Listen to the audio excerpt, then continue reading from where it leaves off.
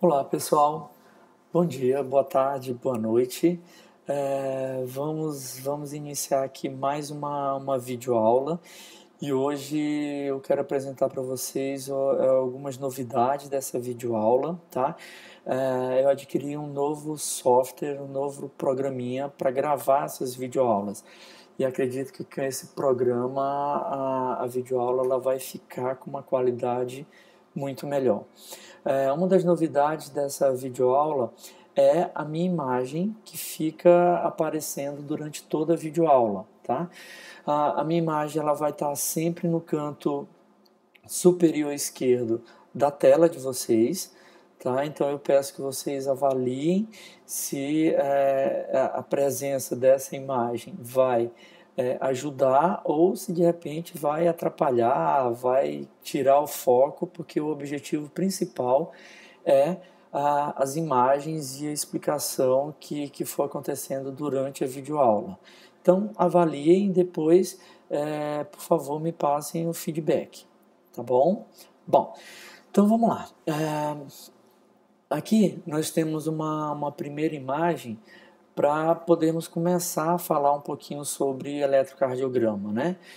Então, o que é eletrocardiograma? O que é um eletrocardiograma? Nada mais é do que o registro da atividade elétrica do músculo cardíaco, né?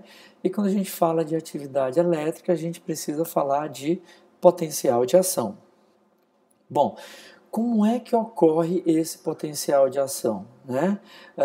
O potencial de ação no músculo cardíaco ele vai ocorrer como ocorre o potencial de ação em qualquer outra célula, tá bom? Esse potencial de ação será responsável pela propagação do impulso elétrico que inicialmente começa na base do coração e se dirige até o ápice do coração. Então, inicialmente, nós vamos ter a contração dos átrios e, posteriormente, a contração dos ventrículos. Né? A contração do músculo cardíaco, né? Inicialmente pelos átrios e depois pelos ventrículos, isso vai ser facilmente identificado no traçado do eletrocardiograma.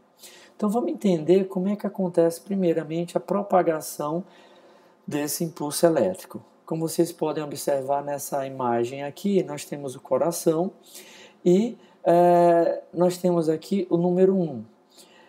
Esse número está representando, na verdade, um conjunto de células que nós vamos denominar de nodo sinoatrial. O nodo sinoatrial é considerado o nosso marcapasso biológico, é o nosso marcapasso cardíaco.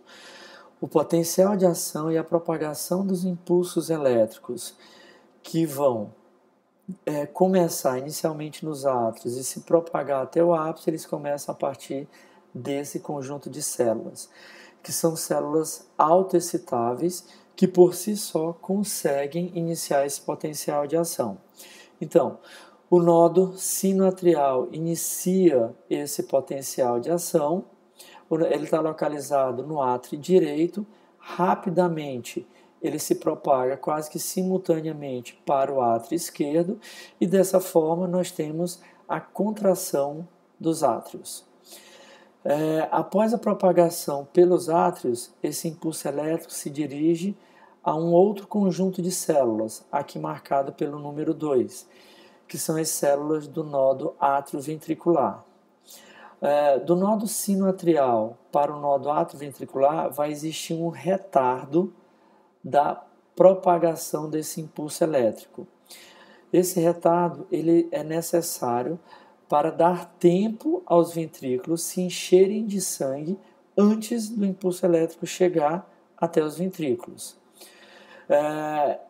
Após esse impulso elétrico chegar até o nodo atrioventricular, que está localizado acima do septo interventricular, esse impulso elétrico ele se dirige na direção do septo interventricular. Esse septo interventricular ele vai ser formado por fibras nervosas, que serão denominadas de feixe de His. O feixe de His, já no septo interventricular, irá se ramificar, então teremos ramos que virão na direção do ventrículo esquerdo e ramos que virão na direção do ventrículo direito. Esses ramos, que nada mais são do que fibras nervosas se dirigindo para cada ventrículo na direção do ápice, serão chamadas de fibras de Purkinje. Dessa forma, o impulso elétrico termina por chegar no ápice do coração e ocorre a contratilidade dos ventrículos. Bom, então tivemos aqui uma breve descrição da propagação desse impulso elétrico. Bom, pessoal, então o que representa cada uma dessas ondas, né? Bom, aqui nós podemos observar um traçado de eletrocardiograma, um traçado clássico, onde estão presentes as ondas P, o complexo QRS, a onda T e a onda U. A onda P, ela representa a despolarização dos átrios. E como vocês podem observar, ela vai ter uma amplitude. O que seria amplitude? Seria a altura dessa onda, que deve ser menor do que 0,2 milivolts, ou seja, deve ser menor do que 2 quadrados pequenos.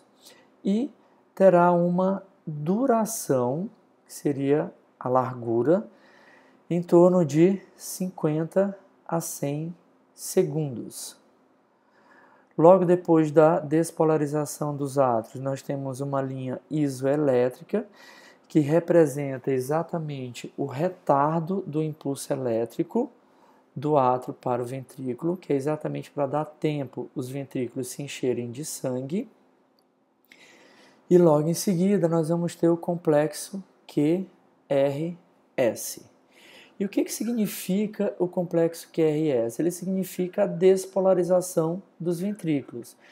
Mais especificamente, a onda Q, ela representa a despolarização do septo interventricular da esquerda para a direita. A onda R, ela representa também a despolarização ventricular da direita para a esquerda e para trás. E a onda S, a despolarização da região basal posterior do ventrículo esquerdo.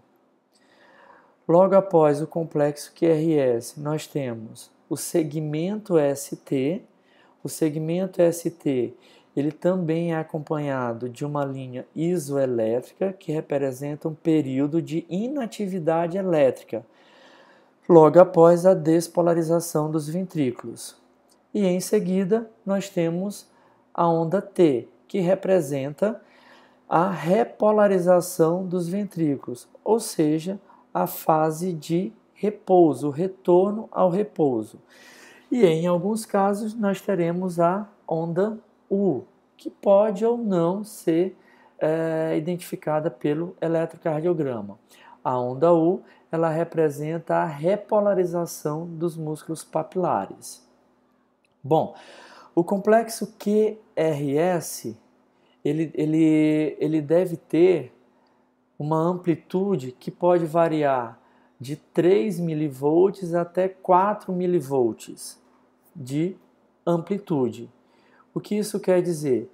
Isso quer dizer que o complexo QRS deve ter uma altura em torno de 30 a 40 quadradinhos pequenos e uma duração de cerca de 60 a 100 milissegundos, e uma duração de cerca de 60 a 100 milissegundos. Isso corresponde também a cerca de 2 quadrados pequenos de duração. A onda T, a sua amplitude também vai variar em cerca de 0,2 a 0,3 milivolts. Já a sua duração será dependente da frequência cardíaca, que nós iremos falar a seguir.